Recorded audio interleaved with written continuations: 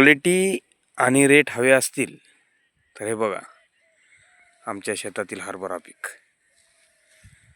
बडी बडी बातां कुछ नाही आता, असं नाही चालत.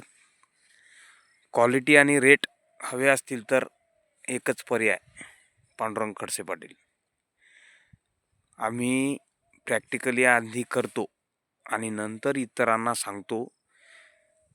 अनुभव घ्या, खात्रीशीर रिझल्ट आणि योग्य मार्गदर्शन आणि खर्च कमी करून उत्पादनात हमखास वाढ, हे आमचं तंत्रज्ञान आहे.